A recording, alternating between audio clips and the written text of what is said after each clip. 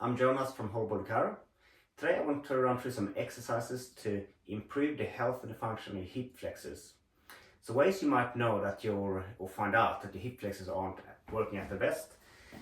Could be that if you struggle to sit with your back unsupported. So if you're sitting at a chair and find really fatigued sitting in that position, particularly if you sit with straight legs, like back in the day on the hunter-gatherer days, we didn't have back support and we used to have strong hip flexors. But if you fatigue in this position, you might have either tight hamstrings pulling you back or weak hip flexors. Another position is the V-sit. In Pilates or yoga, if you're really struggling with this position, it could be a sign of weak hip flexors. Or if you go for a run, particularly sprinting or running fast like downhill, if you can't sort of pick your feet up quick enough, that could be a sign that the hip flexors aren't as strong as they should be.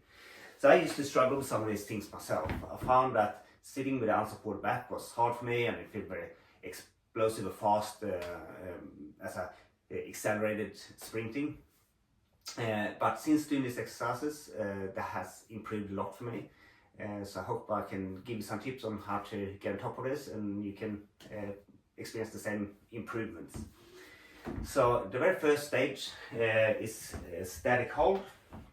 So you can start just holding your knee up like this. You should be able to do this, say 30 seconds before progressing to the next level. Once you can do it in this position, the next one is to have a straight knee like this. A lot harder. When you're starting up rehabbing muscle, you want to do it frequently. So say 2 or even 3 times a day. In between sets, so say you do 2 rounds, do a bit of a stretch to stretch your hip flexors. So you can do that with lunge stretch, putting the leg back and just pushing forward, pushing the hip forward here, stretching the hip flexors. So you want the muscle to be both flexible and strong.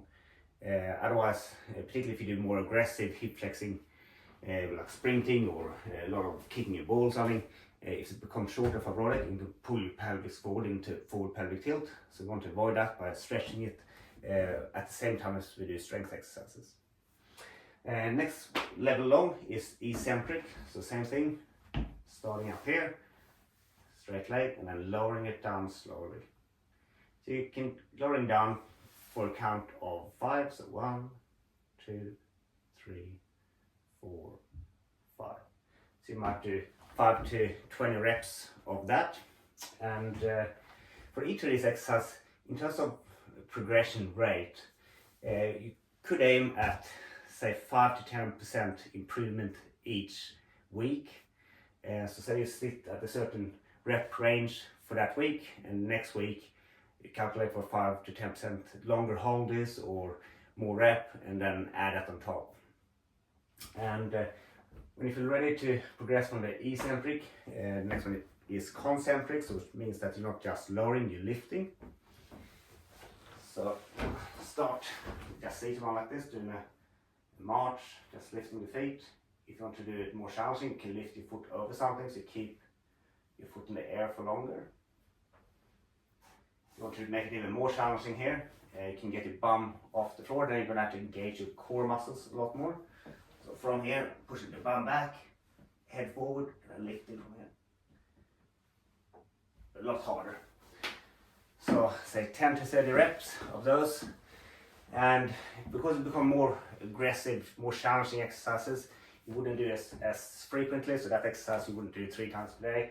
You might look more at once every couple of days. And next one is more of a functional exercise. So now we start to look more at athletic performance. So for that one, you're starting in that hip flexor stretch. You should do in between each rep for all of them. But from here, you can explode up into quick leg recovery like that, like a sprint.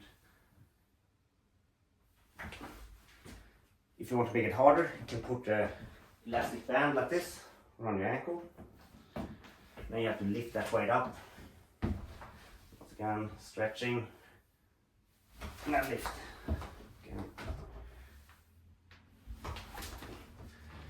Or if you want to do, you could have a lightweight, like 2 to 5 kilos in your hands. Same thing, you have to use your upper body and core more. Becoming significantly more difficult to coordinate and Do it safely as you add these later stages. So start from the beginning and gradually progress up. At least it gives you a structured plan of how to increase your hip flexor strength, so you can sit with an unsupported back feeling strong, you can sprint with high acceleration and really benefit from those strong hip flexors. So try it out and good luck.